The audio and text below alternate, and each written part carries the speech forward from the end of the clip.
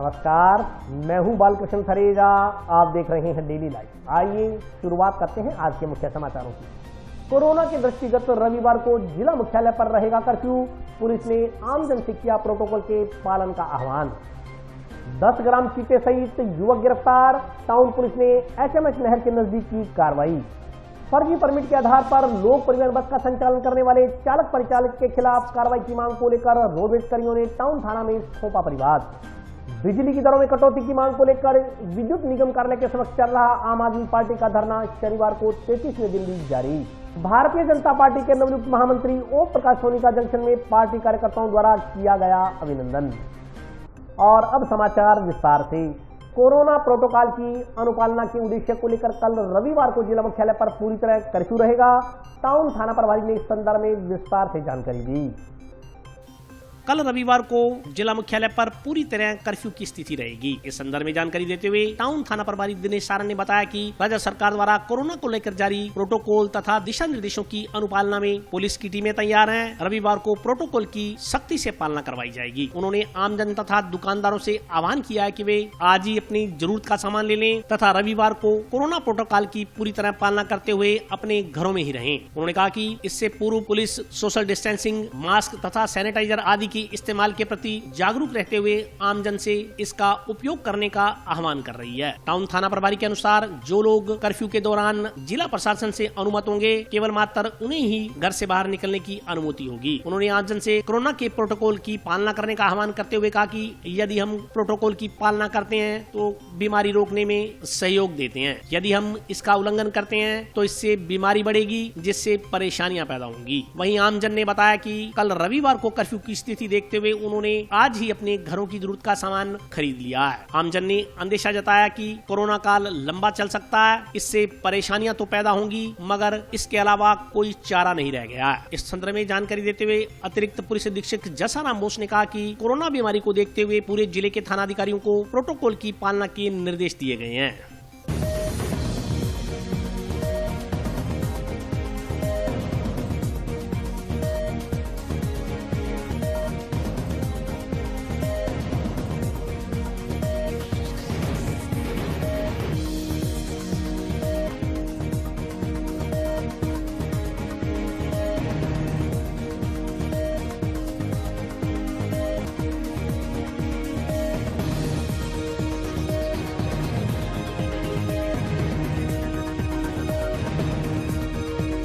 जैसे मुझे पता चला है कि कल जैसे वीकेंड जो कर्फ्यू लग रहा है, नरेंद्र मोदी जी द्वारा कह दिया गया है कि वीकेंड कर्फ्यू लगेगा, तो मैंने भैया देखो अपने पूरे 2 महीने का सामान मैंने लेके रख लिया है घर के अंदर। क्योंकि जैसे पहले बात आ गई कि ये कर्फ्यू 1 महीने रहेगा या 20 दिन रहेगा, फिर उन्होंने 3 महीने कर्फ्यू लगा दिया। तो उसके बाद में क्या जनता बहुत परेशान हुई सामान लेने के लिए और आने जाने के लिए। तो मैंने भैया मेरे 2 महीने का सामान पहले से ले लिया है। कोई विश्वास नहीं है कि 10 दिन का बोल के 3 महीने का कर्फ्यू लगा देते हैं। सब लोग परेशान हैं, यह बात है। ऐसे बाजार में सब काम धंधे ठप हो गए थे, ठीक है। जो हमारे जैसे मजदूर है, जो मजदूरी करने वाले हैं, सब परेशान हो गए थे। तो लगता नहीं है कि दोबारा कोई सही राह पकड़ेगा। फिर ये कोरोना जो लाइलाज बीमारी है, ये आगे बढ़ती जाएगी और कानून ये लंबा टाइम कर लगाएंगे लॉकडाउन। हाँ, लंबा चलेगा जी लॉकडाउन। ये जिस हिसाब से लग रहा है लंबा चलेगा जी लॉकडाउन। 8 बजे पुलिस प्रशासन सारी दुकानें मंगल करवा देता है और लोग भी बड़ा शौक कर रहे हैं, कोरोना की पालना कर रहे हैं, पूरी गाइडलाइन जो है सरकार की। और कल वीकेंड कर्फ्यू बता रहे हैं, उसके हिसाब से पब्लिक आज ही अपनी परचेजिंग कर रही है। पब्लिक भी जागरूक है इस मामले में और दुकानदार भी शौक पूरा कर रहे हैं। पुलिस प्रशासन का पूरा शौक है इसके अंदर। सारी पे प्रभाव नहीं पड़ेगा, जिसको आवश्यक चीज़ें उनको ले जानी चाहिए, क्योंकि कोरोना एक ऐसी बीमारी है जो लाइलाज है। इसकी पालना करनी सरकार की गाइडलाइन की बहुत ज़रूरी है। जिसको आवश्यकता है चीज़ की, वो अपनी कल की चीज़ आज ही ले जाए तो बहुत ही बढ़िया है। आज व्यापार अच्छा है बाजार के अंदर। कोरोना की गाइडलाइन के अनुसार आज सब्जी मंडी में भीड़ भड़ाका कम है और पुलिस प्रशासन की तरफ से भी समय समय पर कोरोना की गाइडलाइन की पालना के लिए लोगों को ज़रूरत पर आज भीड़ भड़ाका कम है। ज़रूरत का सामान व सब्जियां अपने ज़रूरत के हिसाब से खरीदारी कर रहे हैं और कल के लिए कह रहे हैं कि बाज़ार बंद रहेगा और लोग आमजन भी पूरी सख्ती से कोरोना की पालना कर रहे हैं और मास्क लगा रहे हैं। राज्य सरकार उच्च अधिकारियों के आदेशानुसार समस्त दुकानदारों से हमने रात्रि 8 बजे के बाद अपने प्रतिष्ठान नहीं खोलने बाबत आग्रह किया है और जो कोविड फैल रहा है वर्तमान में उसकी पालना में लगातार हम गश्त कर रहे हैं, निगरानी रख रहे हैं, लोगों को सोशल डिस्टेंसिंग रखने, मास्क लगाने आदि के लिए प्रेरित कर रहे हैं और जो इस तरह कानून का उल्लंघन कर रहा है उसके खिलाफ विधिक कार्रवाई भी हम कर रहे हैं। और आज रात्रि से परसों सुबह तक का कर्फ्यू लगेगा, जिसमें जो राज्य सरकार द्वारा अनुमत है उन्हें ही परमिशन दी जाएगी और जनता से मेरी अपील भी है कि वो घरों में रहें, सुरक्षित रहें ताकि इस कोविड को फैलने से रोका जा सके। हमारी लगातार जो सोशल डिस्टेंसिंग नहीं रख रहे हैं, मास्क नहीं लगा रहे हैं, उनके खिलाफ हमारी कार्रवाई जारी है और हमने अलग अलग विकेट बनाकर अलग अलग जगह पे जाब्ता भी लगा रखा है जो घूम कर लोगों को इस बारे में जागरूक कर रहा है। उसमें जो राज्य सरकार द्वारा अनुमत शॉप्स है केवल वही खुलेगी और जनता को है कि वो जो राज्य सरकार ने आदेश दिए उनकी पूर्णतः पालना करें। राज्य सरकार द्वारा नई गाइडलाइन के अनुसार रविवार को पूर्णतः कर्फ्यू रहेगा, जिसमें आवश्यक सेवाओं को छोड़कर सभी दुकानें बंद रहेगी। तो हनुमानगढ़ जिले के निवासियों एवं आम जनता को मेरा निवेदन है कि इस लॉकडाउन की पूर्णतः पालना कर स्वयं सुरक्षित रहे और यहाँ की जनता को भी सुरक्षित रखें। सभी थानाधिकारियों को निर्देश दिए गए हैं कि रविवार को पूर्णतः जो राज्य सरकार की गाइड है उनकी पालना सुनिश्चित कराएं। हाँ, उनके लिए कल से सख्ताई भी करेंगे और आज से भी सख्ताई की जा रही है। टाउन पुलिस ने 10 ग्राम चिट्टे सहित एक युवक को गिरफ्तार किया है। पुलिस के अनुसार आरोपी टाउन स्थित लैयाबादी की गली नंबर 8 का रहने वाला है। जिला पुलिस अधीक्षक के आह्वान पर नशे के खिलाफ चलाए जा रहे अभियान के तहत टाउन पुलिस ने बीती रात एक युवक को 10 ग्राम हेरोइन सहित गिरफ्तार किया। इस संदर्भ में जानकारी देते हुए टाउन थाना प्रभारी दिनेश सारण ने बताया कि बीती शाम टाउन थाना की पुलिस सब इंस्पेक्टर शालू वर्मा के नेतृत्व में गश्त पर थी। इस दौरान HMS नहर की पटरी पर एक युवक को संदिग्ध परिस्थितियों में घूमता हुआ पाया गया। युवक ने पुलिस टीम को देखकर छिपने का प्रयास किया। इस पर पुलिस कर्मियों ने उसे दबोच लिया। शक के आधार पर तलाशी ली गई तो आरोपी के कब्जे से 10 ग्राम हेरोइन बरामद हुई। पूछताछ पर आरोपी ने अपना नाम विपिन कुमार पुत्र बस्तीराम निवासी गली नंबर 8 टाउन रहने वाला बताया। आरोपी के खिलाफ NDPS एक्ट के तहत मामला दर्ज कर जांच शुरू की गई है।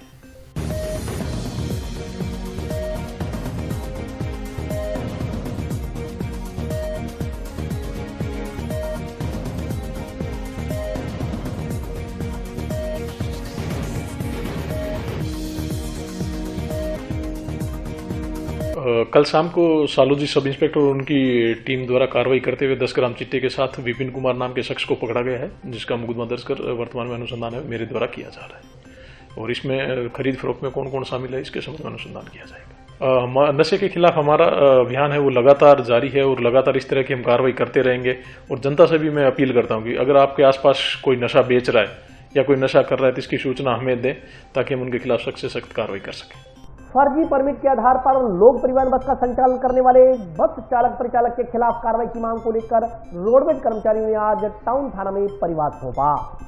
फर्जी परमिट के आधार पर लोक परिवहन बस का संचालन करने वाले बस संचालक के खिलाफ आज रोडवेज कर्मियों ने टाउन थाने में परिवाद सौंपा। रोडवेज कर्मचारियों ने आरोप लगाया कि उक्त बस को अवैध रूप से बिना परमिट उक्त मार्ग पर संचालित किया जाता है। इस संदर्भ में रोडवेज कर्मचारियों ने इसकी शिकायत जिला परिवहन अधिकारी व हनुमानगढ़ अगार के मुख्य प्रबंधक को भी कर रखी है। उक्त बस हनुमानगढ़ से रावतसर व रावतसर से श्रीगंगानगर के रूट के बीच प्रतिदिन चलाई जा रही है। उन्होंने कहा कि लोक परिवहन की उक्त बस का नंबर RJ 18PA 3868 है एवं इस बस का 3 माह का टैक्स भी बकाया होने की बात सामने आई है। इस बारे में कई बार जिला परिवहन अधिकारी को अवगत करवाया गया लेकिन कोई कार्रवाई नहीं हुई तो कल गुरुवार को उन्होंने उक्त बस को बस स्टैंड पर रोक लिया। इस दौरान चालक परिचालक झगड़ा करने पर उतारू हो गए। अब रोडवेज कर्मचारी इस बस का संचालन बंद कराने के लिए टाउन थाना में आए हैं। उन्होंने टाउन थाना में परिवाद सौंप कार्रवाई करने की मांग की।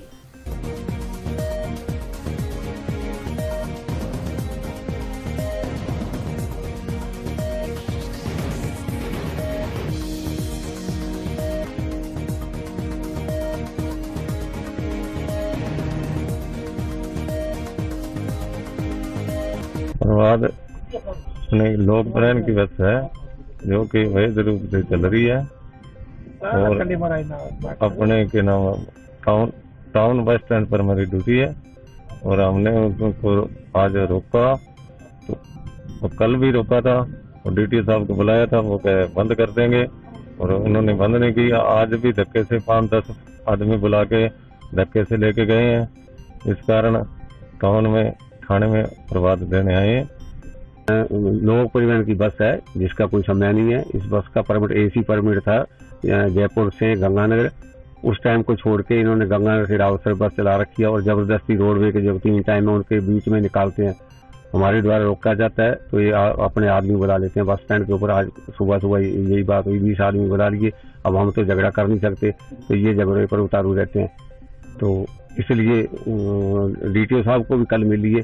मैंने कहा था इनको भी बीकानेर से लिखवा के ले आओ, कोई चलेगी बस नहीं चलाओ, लेकिन नहीं मानते और हमारे द्वारा जबरदस्ती करते हैं। शंका CI साहब से मिलेंगे, इनको मिलकर सारी बात बताएंगे। टाइम समय सारणी साथ में दे रखी है, वो बता देंगे। इनका टाइम है तो चला ले, नहीं टाइम तो हम नहीं चलने देंगे। बिजली की दरों में कटौती की मांग को लेकर टाउन स्थित विद्युत निगम कार्यालय के समक्ष चल रहा आम आदमी पार्टी का धरना शनिवार को 33वें दिन भी जारी रहा।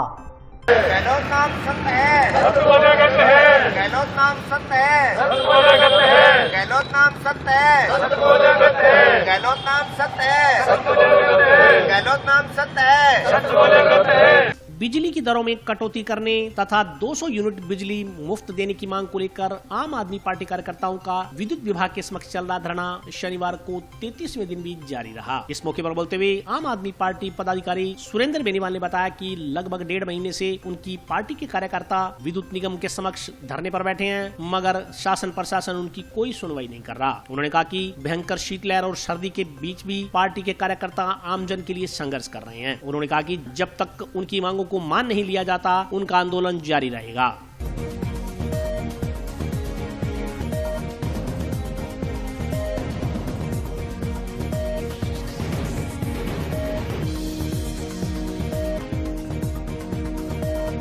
राजस्थान में सबसे महंगी बिजली को लेकर के आम आदमी पार्टी द्वारा एक जन आंदोलन चलाया जा रहा है।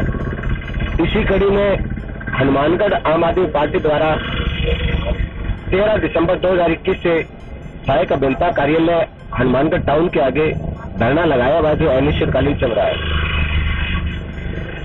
इसमें कोई दो राय नहीं है कि राजस्थान के लोगों की आर्थिक जो स्थिति है वो बद से बदतर है और राजस्थान में पिछले साल में मार्च से लेकर के अब तक लगभग जो 1 साल का वक्त बीतने को हो रहा है, इसमें गहलोत जी ने जमकर के बिजली बिलों में लूट की है।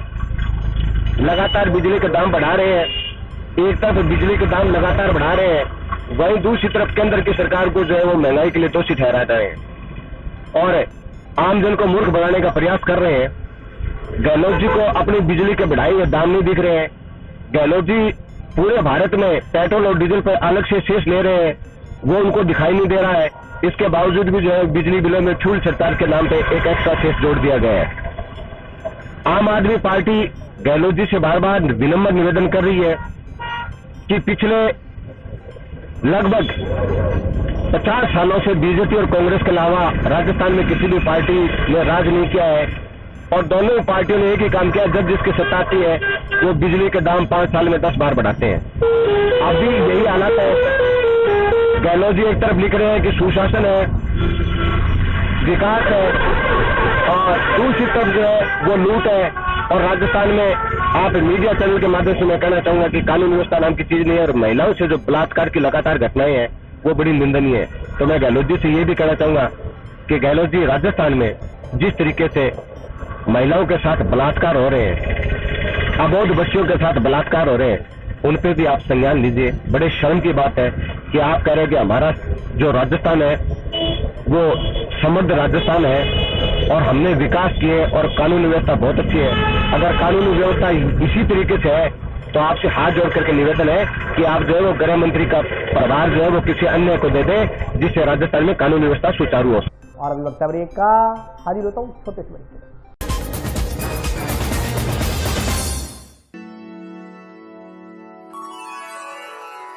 यूं तो कई बार मुझे हंसते देखा है, पर ये हंसी कुछ और है। ये गहना मुझ पर जचता है, पर ये महज एक गहना नहीं। ये रूपरेखा है मेरे मन की, हंसती खिलखिलाती लहरों की। जो आतुर थी अब तक मुझ पर सजने को, इसलिए ये गहना ही मेरा सच्चा श्रृंगार है, श्रृंगार है, श्रृंगार है।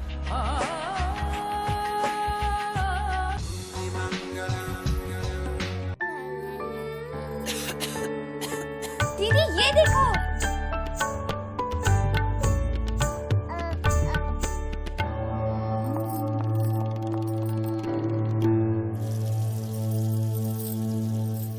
नोवेल कोरोना वायरस बीमारी को फैलने से रोका जा सकता है। खांसी और छींक के बाद और बच्चे को छूने से पहले अपने हाथों को साबुन से धोकर इसे फैलने से रोक सकते हैं। वो डॉक्टर साहब हैं? भाई साहब, खांसी और बुखार था, सोचा चेक करवा लूं।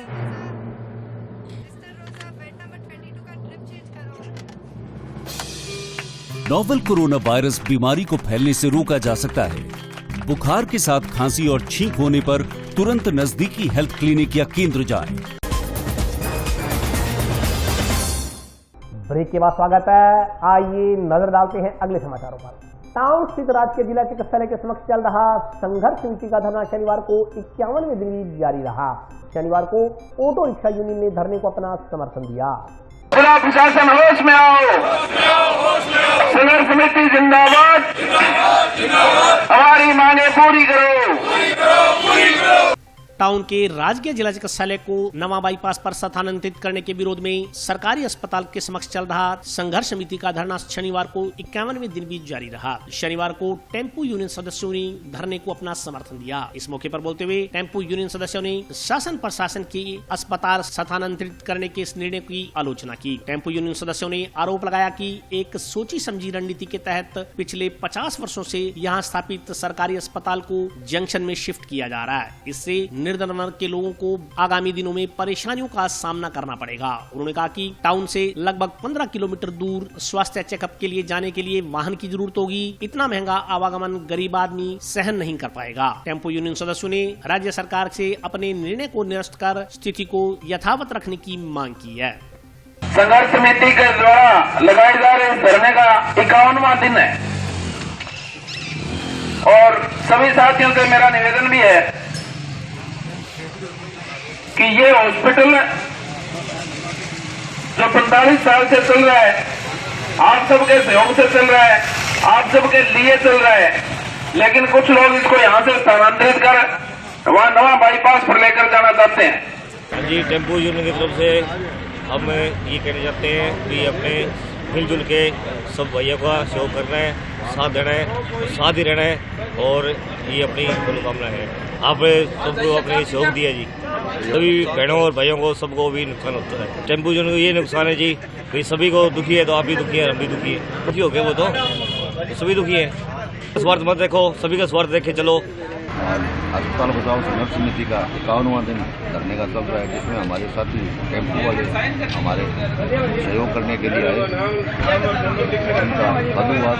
सभी लगे हुए हैं। आम नागरिक भी चाहता है हॉस्पिटल यहीं रहे। पता नहीं प्रशासन और अपने जनप्रतिनिधियों को किस नीति में सोए हुए हैं। कोरोना महामारी भी आ रही है, उसका पालन करते हुए हम लोग शांतिपूर्ण तरीके से अपना कार्यक्रम करा रहे हैं, लेकिन उनको ये गवारा नहीं है। वो अगर कोई अनहोनी करवाना चाहते हैं तो उसके बारे में तो हम कुछ नहीं कह सकते। जब तक हॉस्पिटल यहाँ का नहीं मिलेगा, लिखित में आश्वासन नहीं मिलेगा, तब तक नहीं रहेंगे। चाहे 51 नहीं 501 दिन भी हो जाए तो जनता अपने आप बुला लेगी। कितने दिन बैठे रहेंगे, छुप के कहीं नहीं जा सकते, आना ही पड़ेगा, आज नहीं तो कल। हंगामा करना हमारा मकसद नहीं, लेकिन ये चाहते हैं करना तो फिर ये मजबूरी होगी। सीज करने के बाद बाइक को पार्किंग स्थल में खड़ी किए जाने की बात को लेकर टाउन के राजकीय जिला चिकित्सालय परिसर में पार्किंग स्टैंड कर्मचारी व बाइक मालिक आपस में उलझ पड़े। पुलिस ने बीच बचाव कर मामले को शांत करवाया। सीज करने के बाद बाइक को पार्किंग स्थल में खड़ी किए जाने की बात को लेकर टाउन के राजकीय जिला चिकित्सालय परिसर में पार्किंग स्टैंड कर्मचारी व बाइक मालिक आपस में उलझ पड़े। बात हाथापाई तक जहां पहुंची, मौके पर पहुंची अस्पताल चौकी पुलिस ने बीच बचाव कर दोनों को अलग किया। पार्किंग स्टैंड कर्मचारी ने बताया कि यातायात पुलिसकर्मी ने जिला अस्पताल के बाहर खड़ी एक मोटरसाइकिल सीज की। इसके बाद उक्त बाइक को जिला अस्पताल की पार्किंग में खड़ा कर दिया गया। साथ ही कहा कि कोई भी व्यक्ति बाइक लेने आए तो उनके पास भेज देना। इसके बाद सीज किया गया उक्त बाइक लेने आए एक युवक से जब उन्होंने कहा कि वे यातायात पुलिसकर्मी से बात कर लें तो उसने इस बात को अनसुना कर दिया और उससे उलझते हुए हाथापाई व गाली गलौज करने लगा। बाद में वहां पहुंचे पुलिस चौकी के कर्मियों ने बीच बचाव किया। पार्किंग इंचार्ज के अनुसार उनके पास पार्किंग का 6,61,000 रुपए का ठेका है। रुपए न देने की बात को लेकर रोजाना लड़ाई झगड़े की स्थिति पैदा होती रहती है। स्टाफ को पार्किंग में निःशुल्क वाहन खड़ा करने की छूट है। अस्पताल में आने वाले लोग खुद को स्टाफ का रिश्तेदार या परिचित बताकर पर्ची नहीं कटवाते। इस बात को लेकर इस तरह की घटनाएं आए दिन होती रहती हैं।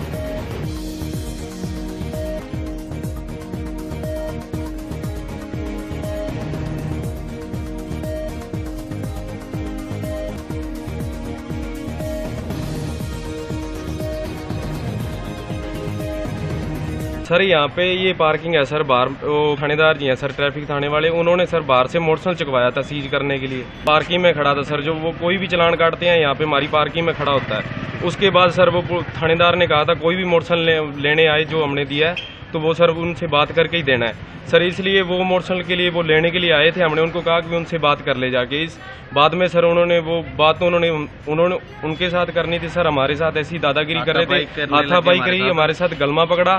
तो स्टाफ जी का, सभी स्टाफ का नाम लेके ऐसे कह रहे थे कि ये उनका है उनका। हमने तो एक ही बात कही थी कि सर उनसे बात कर लो, वो थानेदार जी से अपना बाइक ले जाओ। फिर भी सर उन्होंने हाथापाई की हमारे साथ, नाखून वगैरह लगे हैं सर, कॉलर पकड़ के खींच के ले जा रहे थे। इस बाद में सर हाथापाई, गाली गलौच भी की है सर। पुलिस सर थोड़ी देर बाद में आई है, बाद में बीच बचाव किया है। यहाँ पे कोई भी हॉस्पिटल के अंदर आता है गाड़ी, चाहे 6,61,000 का सर ठेका है सर। यहाँ पे डेली लड़ाई होती है, कोई पैसे देता नहीं, कोई भी नहीं पैसे देता। स्टाफ का जो कोई भी स्टाफ का है सर, उसका कोई भी मतलब दूर का रिश्तेदार है तो भी सर कोई नहीं पर्ची कटवाता सर। बात यही है कि भी कोई स्टाफ कोई भी किसी की हेल्प ना करे, जो स्टाफ है उसी का फ्री है और उसका रिश्तेदार वगैरह कोई फ्री नहीं है सर। चौकी प्रभारी करते तो हैं पर इतनी ज्यादा सपोर्ट नहीं करते।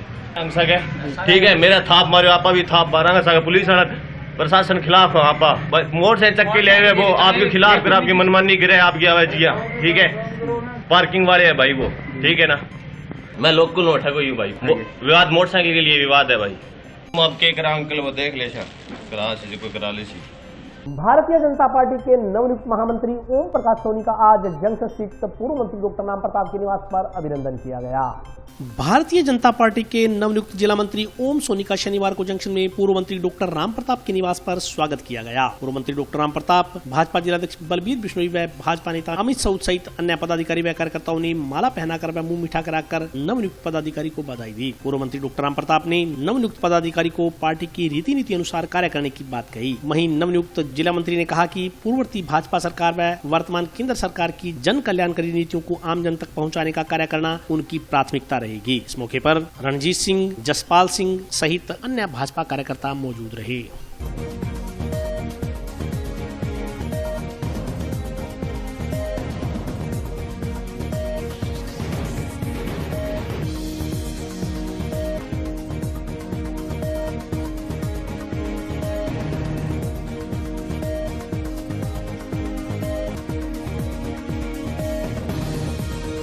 मुझे भारतीय जनता पार्टी में जिला मंत्री बनाने पर मैंने आज माननीय डॉक्टर साहब के घर पहुंचकर आशीर्वाद लिया, माननीय जिलाध्यक्ष जी से आशीर्वाद लिया और आगे भी मैं भारतीय जनता पार्टी जन कल्याणकारी सारी नीतियों को जन जन तक पहुँचाने का कार्य करूँगा और जो भी पार्टी का आदेश होगा वो मैं करूँगा। तो रात के लिए बस इतना ही, कल फिर हाजिर होता हूँ नए समाचारों के साथ। तब तक के लिए नमस्कार।